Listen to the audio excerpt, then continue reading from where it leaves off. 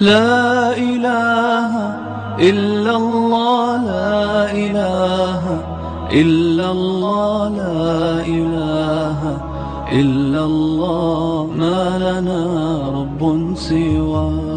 لا إله إلا الله، لا إله.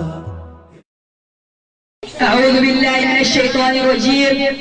بسم الله الرحمن الرحيم.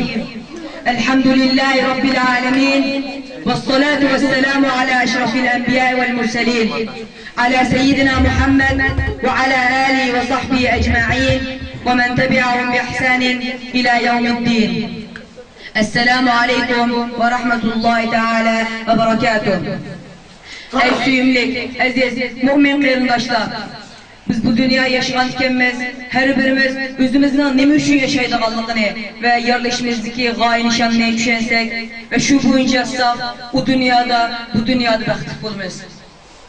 Bizden neme üçün yaşaydığımızı ve yerleşimizdeki gaye nişanına bizni yaratkan uluq Allah bilib etken.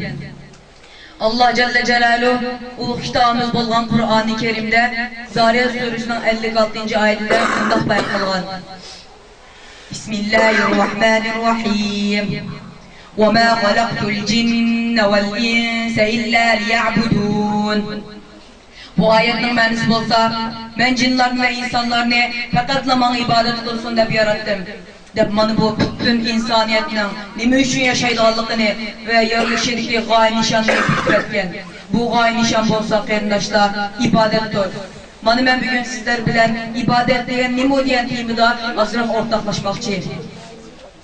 İbadetning lug'at ma'nosi bo'lsa, chin qalbidan rozimanlik bilan bo'ysunish deganlikdir. İbadet bizni ve hamma narsani yaratgan ulug' Allohga tavba ekanligimizni ko'rsatish, Allah buyurgan ishlarni qilib, to'sqan ishlardan yiroq bo'lish deganlikdir. İbadet qalbimizdagi iymonning ish va etkimizda ifodalanishidir.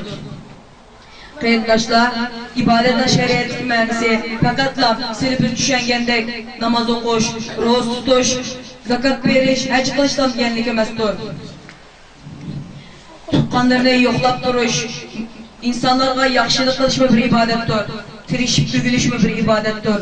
Ustozlarga hurmat qilish va maktabning tozaligiga rioya qilish bir ibadetdir. Hatta Peygamberimiz sallallohu alayhi ve sellem bir musulmon qarindoshimizga kulimsirab qarash bir ibadetdir degan. Allah Celle Celaluhu ulug' kitabımız bolğan Kur'an-ı Kerim'de En'am suresinin 162. ayetinde mundaq bayan qılğan. Kul inne salati ve nusuki ve mahyaya ve mamati lillahi rabbil alamin. Bu ayetin ma'nosi bolsa, ey Muhammed, etkin ki mening namazım, ibadetim, hayatım ve mamatim hammasi alemlerden perverdigarı bolğan faqatla Allah üçündür deb bayan qılğan. Aslı xulası kəsən qarindoshlar, biz bu dünyaya faqatla ibadet qilish uchun keldik. Eğer ibadetimizni Allah üçün, Allah rızası üçün chin qalbimizdan rozimanlik bilan qilmasak, qilgan ibadetimiz qabul bo'lmaydi. Bizga hiçbir foydasi bo'lmaydi. Yani aziz qarindoshlar, biz har qanday ish va ibadetimizni Allah üçün, Allah rızası üçün chin qalbimizdan rozimanlik bilan qilaylik. Aziz qarindoshlar, tövəndə siz bizning eng muhim bo'lgan ibadet bo'lsa, namozlarimizni joyida ado qilib, adab axloqqa to'liq rioya qilib, tiyishib, ugunib, zulm ostida enrayotgan ummatimizga bir kishilik astimizni qo'shish, bal bularni qutqizishdir. Ve sallallahu ala seyyidina Muhammed ve ala alihi ve sahbihi ve sellem ecma'in.